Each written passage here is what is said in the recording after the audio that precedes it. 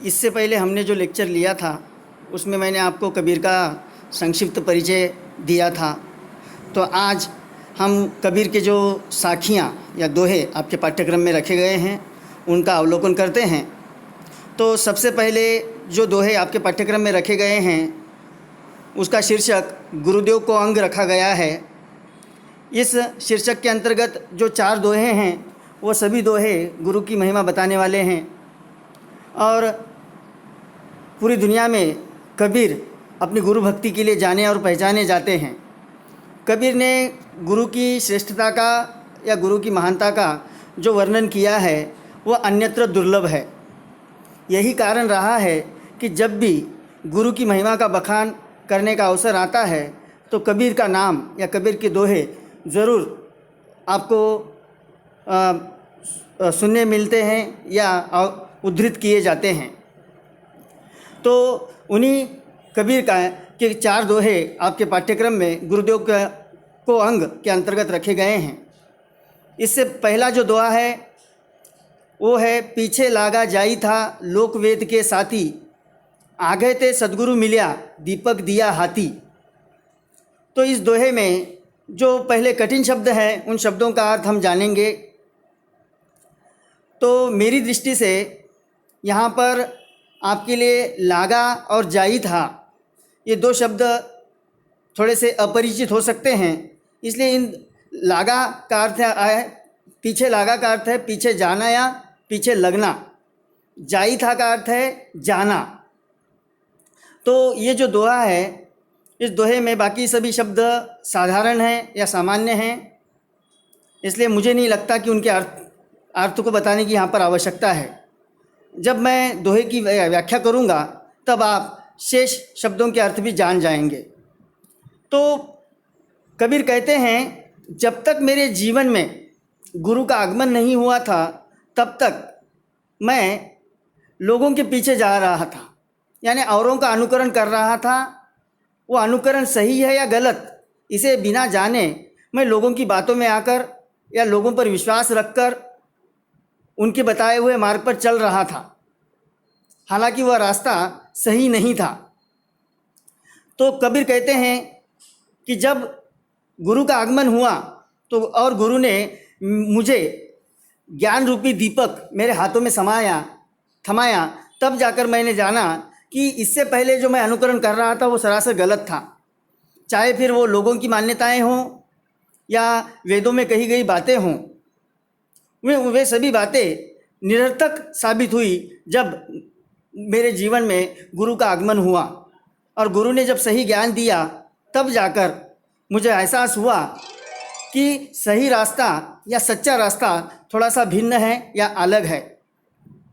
तो सद्गुरु के आगमन के साथ ही मेरे जीवन में जो अज्ञान था वो अज्ञान मेरे जीवन से दूर होता गया या दूर चला गया, ऐसा इस पहले दोहे में कबीर बताते हैं। दूसरा दोहा जो है वो थोड़ा सा मज़ेदार है और व्यावहारिक दृष्टि से अगर हम देखें तो ये दोहा हमारी कसौटी पर खरा उतरता है। कबीर कहते हैं, जाका गुरु भी अंधला चेला खरा निरंद, अंधा अंधे ठेलिया दुन्यू कूप पड़ंत। बहुत मज़ेदार बात कही है कबीर ने। कबीर कहते हैं कि जिस प्रकार एक अंधा दूसरे अंधे को रास्ता नहीं दिखा सकता, ठीक उसी प्रकार से एक अज्ञानी व्यक्ति दूसरे अज्ञानी व्यक्ति को सही मार्ग का दिग्दर्शन या सही राह बता नहीं सकता। इसलिए कबीर कहते हैं कि शिष्य का और गुरु का दोनों का योग्य होना, गुणवान होना और ग्रहणशील होना बेहद ज़रूरी है। जिस प्रकार एक अंधा अगर दूसरे अंधे को रास्ता दिखाए तो परिणाम ये होता है कि दोनों भी किसी गड्ढे में जाकर गिरते हैं। यहाँ पर कूप का अर्थ है कुआं या गड्ढा।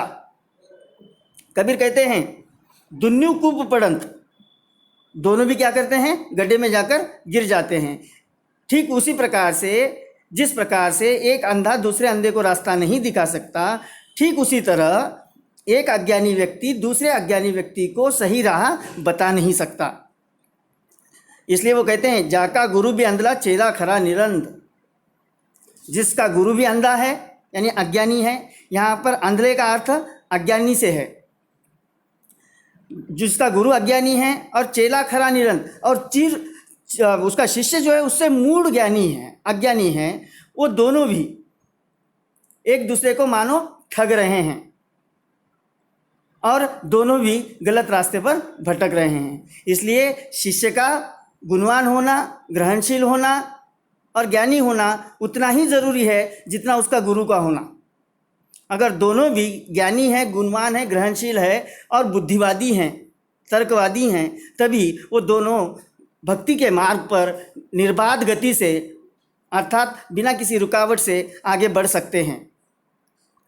इसके बाद जो दोहा आता है वो दोहा है, सद्गुरु बपुरा क्या करे, जे शिष्य माही चूक, भाव त्यू प्रमोदी ले, जू जू बंसी बजाई फूक।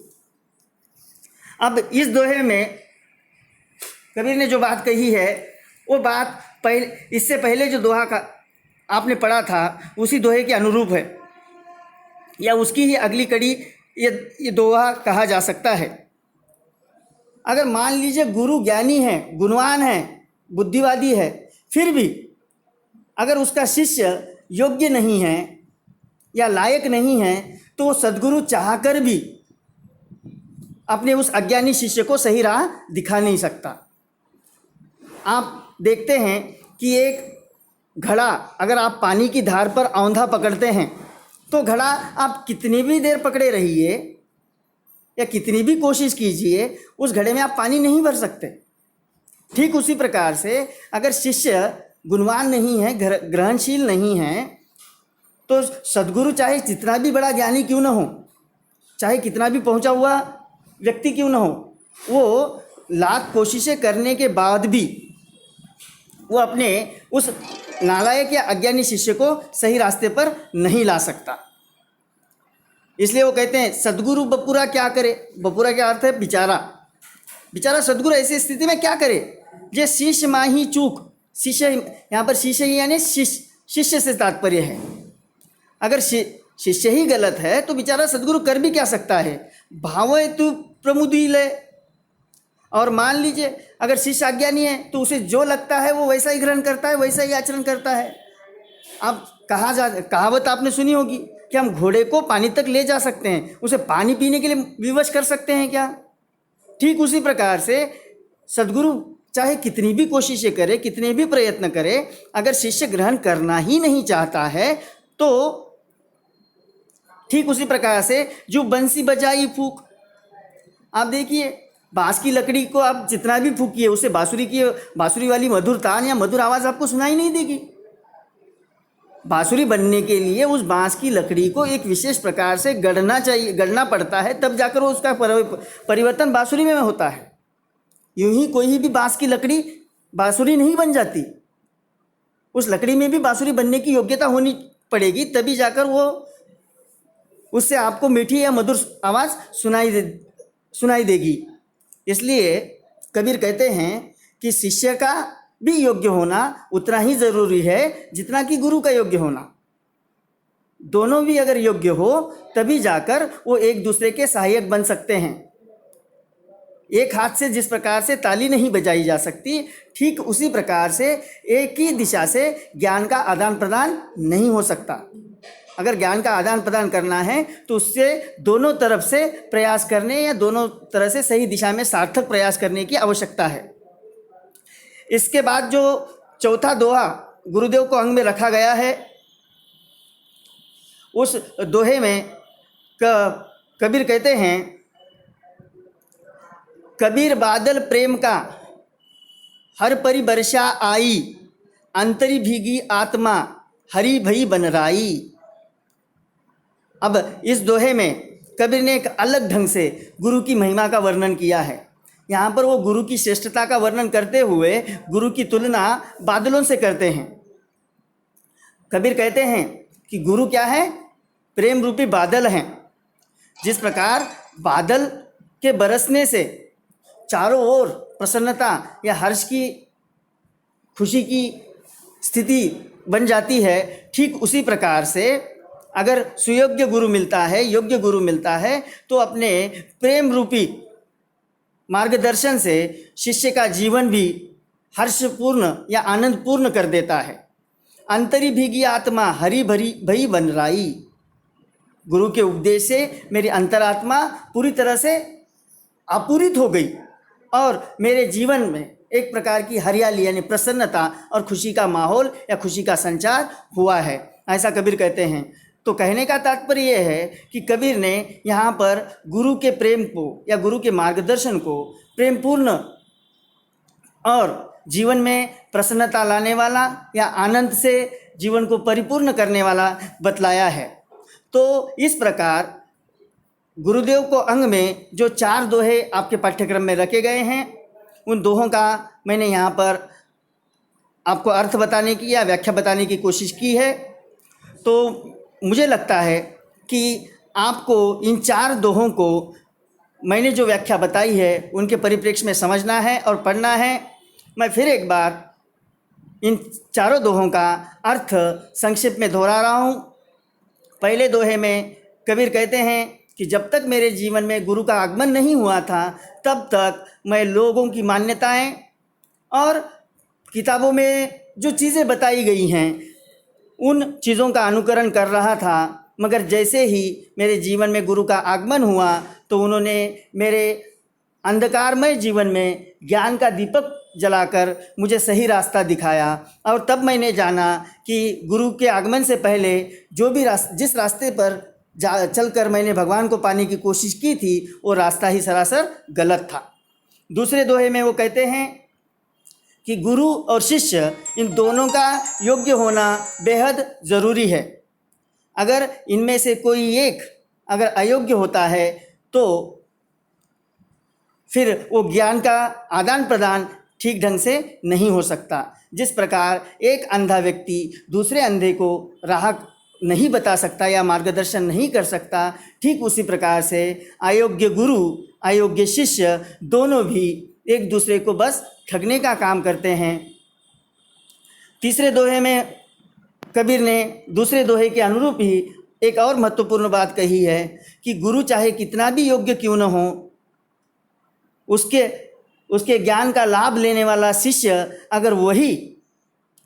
अगर असमर्थ है तो चाहे गुरु के लाख कोशिशें करने के बावजूद वो अपने उस अज्ञानी शिष्य को सही राह पर चलने के लिए मजबूर नहीं कर सकता। इसलिए शिष्य और गुरु इन दोनों का भी योग्य होना अनिवार्य है, तभी जाकर ज्ञान का या शिक्षा का सही ढंग से या सही अर्थों में आदान प्रदान हो सकता है।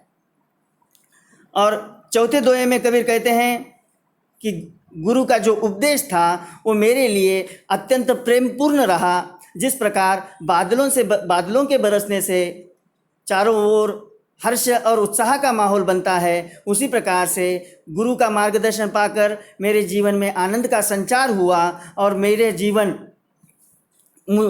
जीवन परिपूर्ण बन गया। तो आज के लिए इतना तो ठीक है। आप इन 4 दोहों के अर्थ अपने अपने हिसाब से लिख लीजिए। धन्यवाद।